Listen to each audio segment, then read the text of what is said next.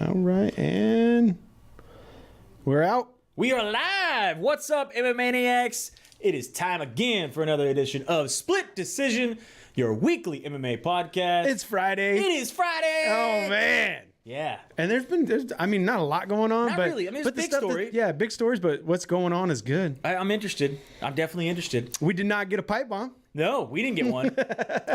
Which I'm surprised because you think radio would just be that angry.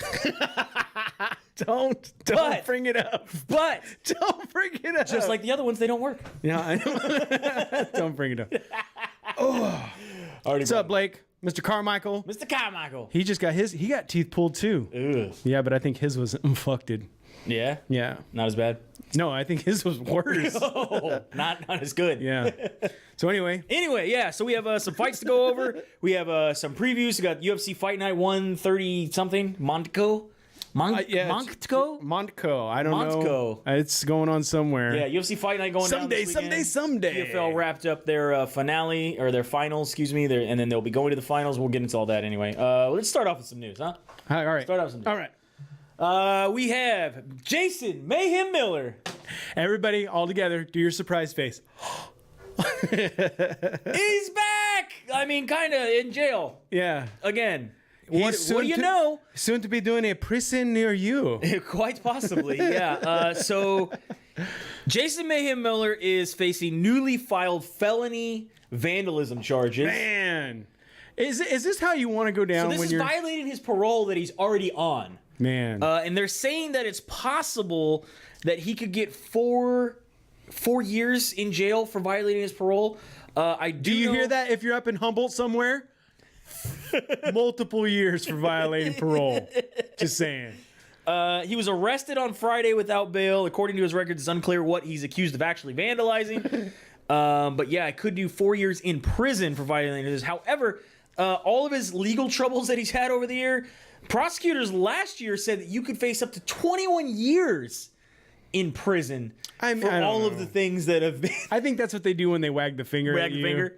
Yeah, they're 21 years. You could be there 21 years. 21 years. So Jason Mayhem Miller. And then they threw a book at him. It was a small one. It was Dr. Seuss, so it didn't hurt him. But I mean, if you want to go back to all the things that's been happening, let's hear the laundry list. A small little bit of laundry list. Just a bit, not the misdemeanors.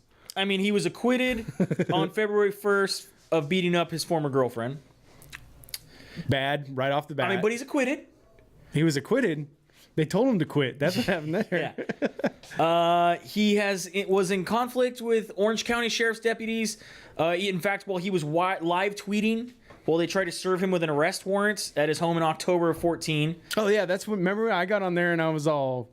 Go out to the window and yell, World Star, and he's all, SDMMA, this is serious stuff. And I was like, it sure is. July of 2016, got in an argument with two women, one of them who slapped him at a restaurant, and then he decided to hold onto her leg. So he's not a ladies' man. In January of 2016, he spray painted graffiti on the wall of a tattoo parlor that he wasn't allowed to.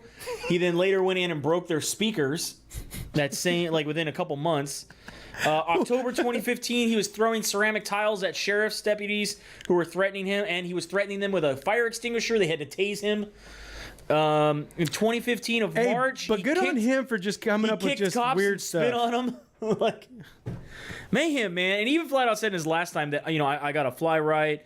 My whole life has been turned into a crisis, and I need to get through this. Maybe it's time to drop the mayhem part. Yeah.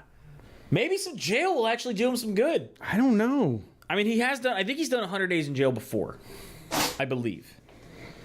That's right. He got sentenced 100 days in jail, and he got time served, so he didn't have to get. Yeah. I heard getting arrested will make your whole day. I heard going to prison will make your whole week. I think maybe he needs to go. Maybe he needs to go. I don't ever think that is a good alternative for anybody. Maybe like strict counseling. Where, like, he has to show up on scheduled time, like some sort of diversion. You really go to jail is going to straighten him out? I really don't. I think if he goes to jail, he's just going to fight, and he's going to get more and more time. Maybe that's where he belongs. Nobody belongs in jail, Dodge. Mayhem might belong in jail. He's a danger to himself and others, sir. I don't know. Why can't they do like to Rampage where they like flew? Didn't they hide like Rampage in China after the whole driving cars all over things, right? I don't remember. Just get him away from civilization. Just for a little while. Yeah, put him on like a Tonga island or Let something. him calm down. Put him with some Polynesians. You know, people who are bigger than him. We got a new MMA movie. This one's called A Violent Man. Okay. Good title. All right. Oh, this is the one. Okay. So lead him up. Film synopsis. Are you ready? Here you go. Pay A attention. struggling mixed martial artist He's struggling. faces a different kind of battle This Sunday, after his one-night stand he has a one-night stand, turns up dead. and she's a goner. Chuck Liddell's in this movie. Chuck Liddell. Chuck Liddell plays, I believe, the... He's got to be a trainer. He's not a fighter. Is he a fighter. trainer? He plays as a fighter. He's a fighter in I'm here? pretty sure he plays the antagonist. Is he bringing back Thunder Lips? Is he going to try to be Thunder Lips? I think he plays the antagonist. I think he plays the bad guy in he this. plays the heel? Yeah. Man. Herb Dean's also in this movie. Oh, Guess man. what he does? Calls a fight early. He's a ref. Stretch for Herb Dean. Stretch for Herb Dean. So this features Thomas Q. Jones. Yeah, I know him. Now you know him. Yeah, Ty, what's up? This movie has been shopping around, I guess, some film festivals. It's going to be at the Miami Film Festival soon, and it's going to be on DVD next May. Right on. You can watch the trailer online. Yeah, Ricky Simone's playing Chief.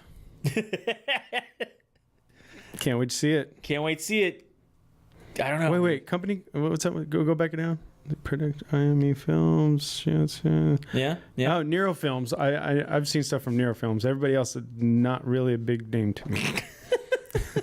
Have you? Have you really? Yeah, Nero. Yeah. Never. They start. Remember back in the day when we used to burn CDs? Yeah. Nero was the software for that. I don't think it's the same thing. I'm betting you. All right. Audio, video. Moving on from there, the UFC, their new facility is about to get a lot bigger. They're going to be building. I'm lost with the size. They're going to be building. First let's start off. They purchased an extra 20 acres on their own property. Okay. They plan to build a state-of-the-art production facility around a small arena that fits 1,700 people. Just to put this into perspective, Johansson, okay? Yep. That holds like 7,000 people. Yeah. So, I mean, and that's not very big. Yeah. So what are they building a gymnasium with some bleachers? Yeah. 60,000 square foot space. That's going to be hosting the Ultimate Fighter, Dana White's Tuesday Night Contender show, as well as other shows. Basically, this has to do with kind of the ESPN deal. Didn't you say that he promised at least one fight night there? He said, yeah. So let's see. Let's see. We're going to come up with fight wise, but we're always trying to push the needle and come up with new things and have this facility that's going to allow us to do many more things. Every year we raise the bar and we're going to do it again. It's going to have everything. There will be a gym inside this facility just for the Ultimate Fighter for whatever we use. Like I said, the building is not what we're not doing. It's going to be ready for the future. It's going to be completed July 1st. Well, that shits on the whole story that we heard Ultimate Fighter was gone. And it says it will host, Dana White says, absolutely, without a doubt, we'll do one of the Fight Night cards at the new facility. Okay, and then probably Tuesday Night Contender Series will come For out sure, of there. and the Ultimate Fighter. And the Ultimate Fighter, okay. It's going to have 42-foot high ceilings, 20,000 square foot soundstage, full production capabilities. Basically allows them to do all their shows that they plan on doing for ESPN in this new building. You think there's any chance of them doing grudge fights? You know, people fight out of weight classes just to have a fight? No. Okay. But they are saying that they would be able to do kickboxing, jiu-jitsu tournaments, all these other things at the facility. So those could be grudge fights. Even allow small promoters to rent the facility and use it for... Like Golden Boy? Oh, I don't know. I don't think Golden Boy is going to want to fight in 1,700. By the way, I found out the pay-per-view number. It's $50. It's $50. Did you see who was on it, though? Nobody. It's like the legends, bro. There's nobody on it. Yeah. We read it 2 weeks ago. It's still subject to change. Still subject to change. Luke Rockhold is out of his fight at UFC 230. I told you it was $50 last week. Remember I told you I just got to find 4 other guys to throw in 10. I didn't actually think they had a number yet. Anyway, okay. Luke Rockhold out of his fight. Because I'm not a credible source.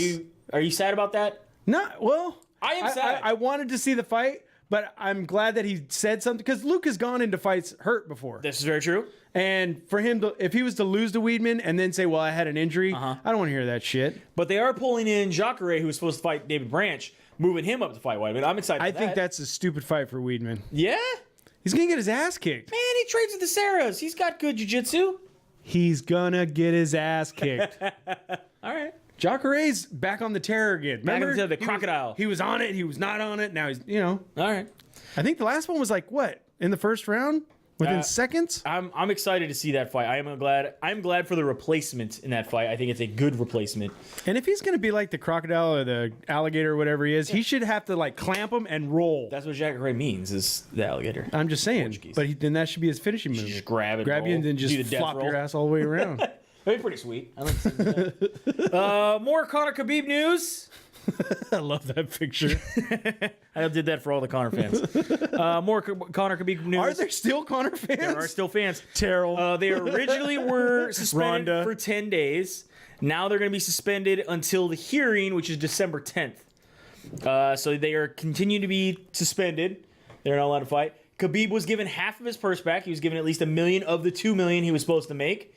And I love this, flat out like this one, that they flat out said that if they were able to see all of the footage, they would have not given Conor McGregor his purse. So why don't they ask for $1.5 million back then? I don't think they can do that. Once they give it to him, I don't think they can take it back. Unless they're fining him until the end when they're going to fine him. Okay. I don't think they can just be like, hey, we accidentally gave you an extra $100, bro. Can you give that 100 back? And I'm like, no, it's and a I mistake. completely disagree with the finding that he was definitely a catalyst. Yeah, well, that's one of the people are saying that they feel that Khabib was 100% the catalyst and not anything else. Another member, though, of the Nevada State Athletic Commission has said that they feel that the coaches are responsible in the fact that they actually spoke with them before the weigh-ins and before the bout and said, we don't want any problems at the weigh-ins and we don't want any problems after the fight. But Dodge, let me just tell you how many fights have we been to? We've been to quite a few fights. Yeah. Amateur, professional, and everybody gets the same talk in the back. Yeah. Even us. They said even us as media. Yeah. Keep your opinions to yourself. Yeah, you're not allowed to remain in your seat. Yep. Don't touch the cage. Don't get involved in anything. Yeah. Right? But they said they went to them specifically and was like, look, this ends in the octagon. We're done. This ends. Don't do shit at the weigh-in. And he was done with Conor. He had to move on to Dennis. You know what I mean? Yeah. So we'll see what happens. Of course, Conor McGregor's manager says, "Well, you know, we respect the commission, but we know that they're going to find that this was all Khabib's fault." Yet, the guy who stormed Bellator's ring, the guy who charged a bus, the guy who broke into a building. Nothing? It's not his fault. Nothing. And I like how Dana even told him, I'm not doing anything to either one of my fighters. I'm letting NSAC. Let them do it. I'm letting the commission they have handle to. that. But I'm just. They have to at this point. I know, but at this point, Dana has to get some balls and do something. Maybe after this, the next one, it'll be, all right, now I'm putting down the hammer. Now I'm putting it down. I don't know if you watched, there's a great interview with Daniel Cormier where he talks about how an Irish fan, jumped into the cage next to him. Oh. And stopped. And there's a guy who actually put up a video of himself. Oh, the guy in the suit. This Irish fan. Did you see the one with Cormier where he had talked about he had hurt Khabib in sparring and everybody in Khabib's camp jumped up and he was like, "What? Whoa. He's like, what's going on? They're like, well, hey, you got a little out of control. He's like, we literally had to have a meeting. And I had to tell him, you guys can't come at me that way. They were like, well, we thought, he's like, it doesn't matter. If something happens between us, you can't come at me that way. This is kind of my gym. This is my area. This is kind of what I do. Yeah, I'm training him. He's like, but they take everything very serious. And then I started getting that. Who's the guy on Guardians of the Galaxy? Like everything's literal. Drax. Yeah, you know what I mean? I'm just guessing that's Khabib's team. It's like, man, don't worry, Khabib. It was over your head. Nothing ever goes over my head. Never. Not once. That's why I have the big hat. It bumps into it. I catch it. I like it. Ben Askren was asked on Twitter. This was the 22nd. Last weekend, right? I like how you stalk the timing on all this. It's like, I had to, man. It's like you know me.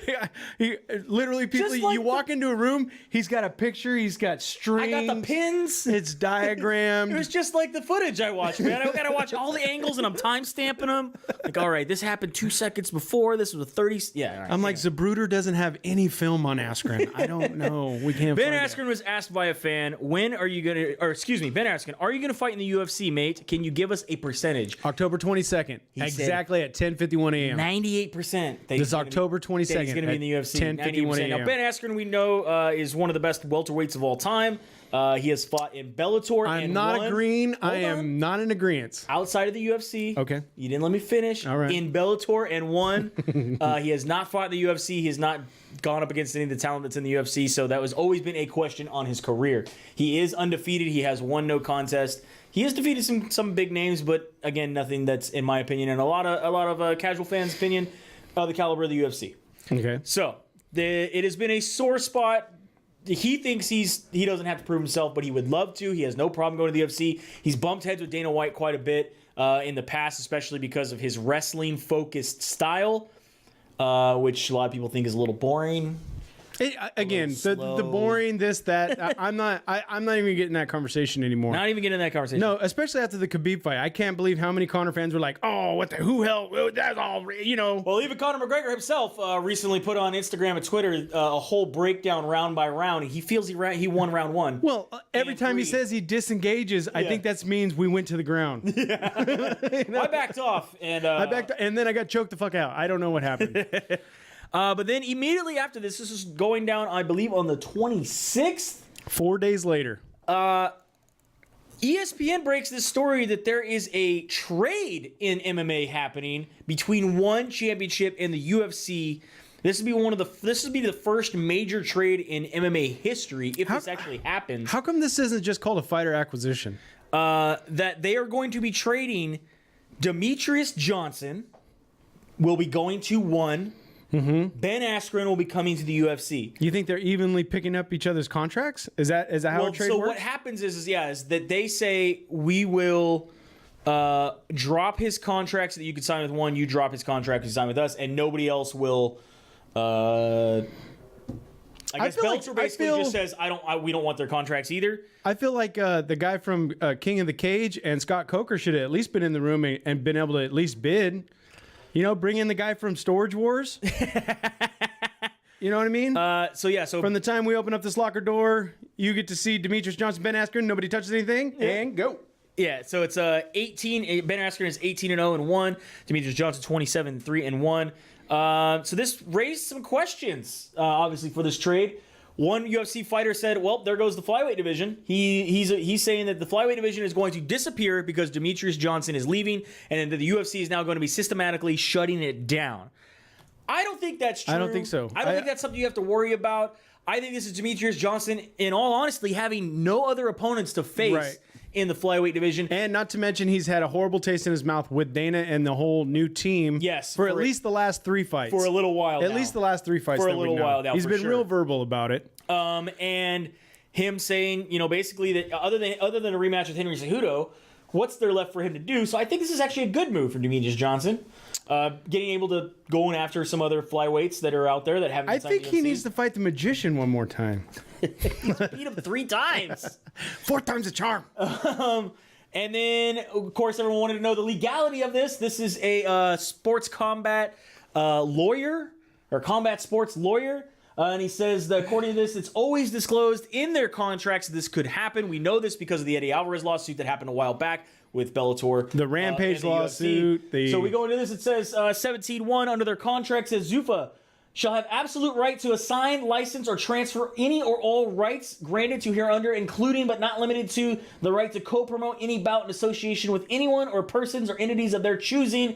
They also may assign any respective obligations without a fighter's consent, meaning we could send you to ONE FC and you have to fulfill your contract over there. They are going to be sending us something in return. This could open the whole new door. And that's immediately Scott Coker put up a tweet that was like, trades? Light bulb. I never fucking thought about trades. Well, no, I mean, next thing you know, he's going to trade the Diaz brothers to Mongolia or something. A lot of people are asking them to trade him to Scott. Scott likes the Diaz brothers. Yeah, well, and would do well over and I think that was part of the thing when Diaz was joking about just release me. It'll make everything better. Easier, and Ben Askren immediately gets on Twitter and says, "Now you're all in big trouble." A little Billy Madison reference there. So do you think he comes out to Elton John? Benny and the Jets. Benny. He went off on Twitter, and I don't have him posted here, but I will read you some of the best ones. First of all, he tweeted, "Anyone know another Russian that needs to be humbled?" the old country way. Oh, and by the way, Demetrius Johnson has not really said a lot. He's been very quiet on Twitter. We'll get to Ben Askren's Twitter rants here, but he's been very quiet on Twitter. He did take the UFC out of his Twitter tag. He went from Demetrius Johnson, Mighty Mouse UFC, right, to Mighty One Gaming, to now just Mighty Mouse. So that's all happened, and he said he's very happy and looks forward to the future. That's all he said. He has not responded anything else. On the other hand, we go into Ben Askren. Ben Askren, on the other hand, has just gone off on Twitter, calling out pretty much the whole division. He went after Darren Till. He said, "Hey, Darren Till, you feel like going on a losing streak." Now, mind you, Darren Till just lost to Tyron Woodley. That was his first loss. Right. Darren Hill finally responded and said, "Who the fuck are you? I've had one loss. Don't be thinking you're going to come over here and ruin everyone. Trust me, I would knock your curly hair out of your head, you hillbilly."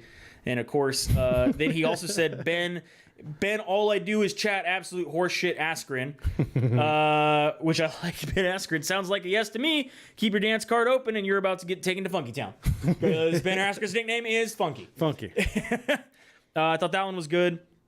Then he also went after George Masvidal and said, Masvidal, you used to say a lot of shit. Now reality is going to bite you in the ass and your Twitter fingers got tired. Bam. Masvidal finally comes back and says, "Beg me, you little slut.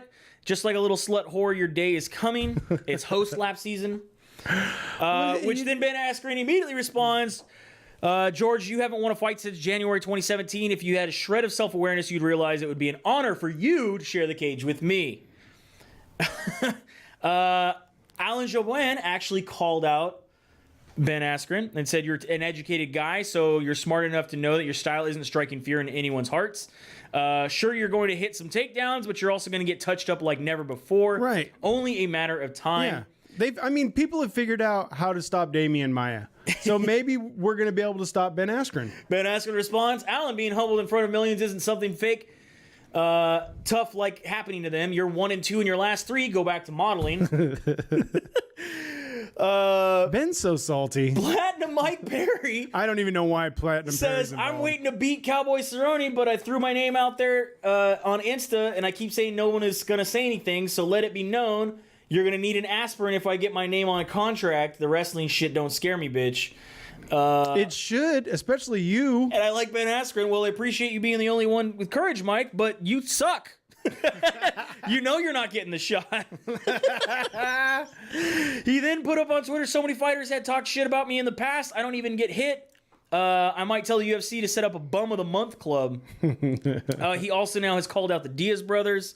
He has called out. You think he called Shale? He's like, "So how exactly do I do it?" Can Ben Askren's always been pretty funny. Can you send me a map of what you do, Shale? Just, or highlight a bunch of people you think I'd get the most out of. Yeah, he's just been going through lighting everybody on fire, man. And like I said, he called out the Diaz brothers. He's called out pretty much everybody in the division. I'm excited to see what he can do. 18-0.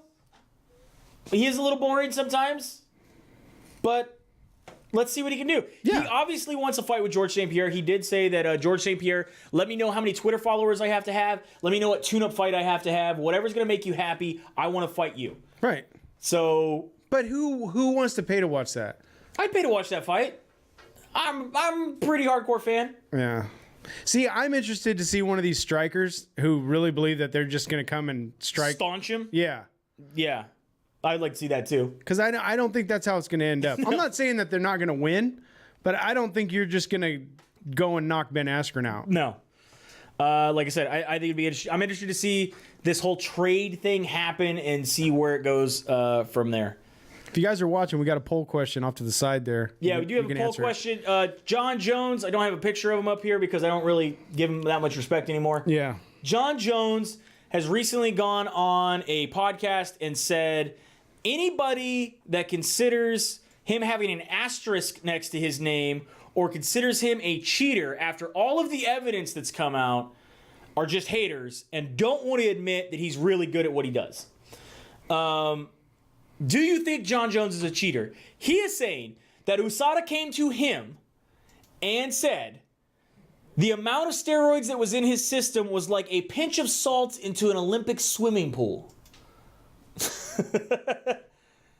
We already talked about this. Why would they tell you that, John? Right. You think they're just gonna let you come over there and kill him, John? You think they're worried about you coming over and killing him, John? He also said that out of both times USADA has told him that the amount of steroids in his system was not enough to make a difference physically or allow him to create knockouts or allow him to get wins or this, that, and the other. He is basically saying anybody that disagrees is just being a hater and does not want to agree that he is a good fighter. John, I think you're a good fighter. I think you're a great fighter. Yes. You're hands down one of the best fighters that has ever Well, we don't know fought. that yet. We haven't seen you fight without drugs yet. Has ever fought. However, you are your own worst enemy, and when you get busted twice for steroids, I don't care what amount was in your system. You got caught. You got busted. Right. Maybe you just are really good at masking them and getting rid of them before you get tested, and that's why it's a minuscule amount. Right. I don't know. Yeah. I'm not saying the skill and talent isn't there, and I'm not saying that the steroids won the fights for you. You do have to be good in the octagon outside of that. However, it will always put an asterisk on your career. Always. I mean, at least that's my opinion. I'd like to see what everybody else has to say. I don't know. I don't think they know where the thing is. Moving on from there, we had PFL 10, the playoffs, happened over last weekend. So we had two brackets. This time we had the welterweight division and I believe the middleweight division. Yeah, so we got welterweight, middleweight. Right. And that went down over the weekend. How did we do? I think we picked them perfect unless somebody goes back and checked, and then I don't think we were even close. But Ray Cooper making it all the way down to the finals. Will be going up against Magomedov. Ray Cooper is a bad man. He's a bad man. And he's like one of those people that he looks hungry. Yeah, I like his little. He's like, I need new shoes for the baby, and I need food in the cabinet. Yeah, and $1 million would do a lot of that. It was some pretty crazy stuff. And then over there on to the middleweight tournament. You had I think we nailed this into the second round. Abus Papayan Magomedov against Lewis Taylor. I know I had John Howard going all the way, and he did lose in a draw by points. But yeah, whatever. But again, remember we said these points would be a thing. Yep, they would. It makes it very difficult. Very difficult. Yeah, so there you go. You got and just think next year's tournament could actually be 12 months. It could be. Because remember last year we didn't start till July almost? Yeah. So even though they were trying to consider PFL events happening before that weren't happening. Yeah. We do have a UFC Fight Night going on tomorrow, right? Is that the 27th? What's today? Today 26th? Let's look at the calendar. Today's 26th. Today is the 26th. Yeah. So yeah, going out tomorrow. This is going in Moncton, New Brunswick, Canada. UFC Fight Night 138, Volkan versus Smith. We got the early prelim card, which is going down on Fight Pass. Stevie Ray going up against Jessin Arai. Arjun Bouliar going up against Marcelo Golm. Tehovan Edwards going up against Don Mage. Going on to Fox Sports 1, which the rest of the card will be on. Sarah Morris going up against Tatiana Bernardo. Calvin Qatar going up against Chris Fishgold. Thibault Guti going up against Nasrat Hakparasat. Nosferatu. Nordin Talib going up against Sean Strickland. And then your main card, again, still on Fox Sports 1, Alex Garcia going up against Court McGee. Court McGee is never going away. No? I don't know. I guess not. Guion Vellante going up against Ed Herman. Ed Herman's in the same class with him, too, right? He's just moving up in weight. Yeah. Andre Sukamahath going up against Jonathan Martinez. Misha Krukhanov going up against Patrick Cummins. Barista's still around. Dude. Michael Johnson stepping in late notice, going up against Artem Labov. Michael Johnson was overweight. He came in at 147. He was supposed to be at 145. He was fined 20% of his purse. Artem Labov walked over him after the weigh-ins and said, I appreciate you coming in on late notice. And taking the fight. I understand you couldn't make weight. I will give you the 20% of the purse back. Yeah, and then they ended up going to the commission saying, look, don't even do the removal. Yeah. Just make it easy for everybody and just give him his full check. And then Volkan Ozdemir is going to be fighting Anthony Smith in your main event. This is a hopefully very violent fight. I mean, yeah, you would think. I mean, they're basically saying that they have the fastest knockouts. Yeah, but it wasn't against opponents like each other. Right. And you know what I'm saying? That's always the thing. Remember, I don't see him knocking out Volkan in 22 seconds, and I sure in the hell don't see Volkan knocking Smith out in 15 seconds. I would just like to remind everybody of UFC 76. I know that's a long fucking time ago. That was called Pepperidge Farms, remember? Yeah, Pepperidge Farms remembers. That was UFC 76, aka UFC 76 Knockout, back when they had names, and there was not a single fucking knockout on the card. Because they jinxed it. They totally jinxed it. By calling it knockout. But you had heavy hitters, man. You had Chuck Liddell, Keith Jardine, Forrest Griffin, Shogun, Lyoto Machida, Tyson Griffin. Like, you had big names. Jeremy Stevens, Anthony Johnson. Like, these guys who had knockout power. Nobody got a fucking knockout. None. Not one. And who's still fighting? Chuck. Well, looking at that card, you think Ozdemir and Smith are going to be swinging for the fences, going for the quick knockout. Or they could fill each other out. We'll see what happens. And not in a gay way. That one guy who just thought the gay thing, just stop. It's not a thing. It's not a thing. So yeah, that's it for the week, man. Like I said, trade information that's going around. Do you think trades are good for MMA? I don't consider it. I mean, it's not a team sport. The whole trade thing, I look at it as a contract acquisition. All right. I mean, like we said earlier, I mean, people move around, people move companies, and then that's what you do. In a true trade, it has to be a team sport to me. You know what I mean? Because you're pulling and plugging players. For a fighter, all you're doing is acquiring his contract. He's not. But they're getting a contract. Yeah, but I'm just saying. The good thing is if they start mixing and matching this way, which is again, this is the UFC showing that they're not a monopoly. Fuck you, lawsuit. You think that's what it's about? Look, we traded somebody. Bellator's doing good over there and stuff. So that's what all this you think is about, like letting fighters go to get other contracts? Man, this was, when they started the lawsuit, like, I'm not against a fighter union. I do think that all fighters need to have some sort of rights, a bare minimum. But again, it's hard. It is hard. And Nick Zanella pointed out the fact that they are independent contractors. I do think there should be, okay, maybe with the Ali Act where they say, like, I don't know that we need a separate commission to do all this other shit. I would like to see something where fighters are guaranteed money at certain levels, like they've started to set up. Right. I do think that they all should be, each of these promoters should have some sort of healthcare system. These guys are getting beat to death. I think you know what I mean? Right. So insurance, some sort of insurance. Right. Each company should have to have insurance for their fighters, and I think that they should have a ranking system that actually fucking matters and that actually works. Right. Not one set by the UFC, not one set by Bellator, not one set by reporters that haven't reported on MMA in the last 5 years. Right. But an actual ranking system that works. Right. Well, those are the things that I would like to see in MMA as the future comes on. I have no problem with the different organizations. I have no problem with, them putting money fights on and try to, garnish my interest. As long as people are taken care of. As long as people are taken care of. Yeah, and I'm not even on the set money thing. I'm on, as long as you're under contract, you should be under a medical plan or some type of insurance.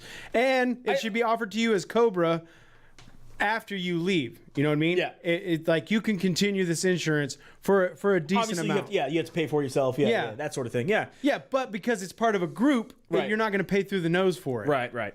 Yeah, so there are a lot of things I'd like to see in MMA happen, but we'll see where it goes from there. But yeah, I do. I think a lot of this has to do with the whole, look, we're not a monopoly. There's 2 other organizations out there, 3 other organizations out there, 4 other organizations out there. Right. And they're acquiring talent just like we're acquiring talent. We're even willing to trade some And see, that's not what I'm seeing. I'm seeing I think the UFC and the new management is losing their footing, and they just came at it wrong. And everybody else, I feel, is fighter friendly.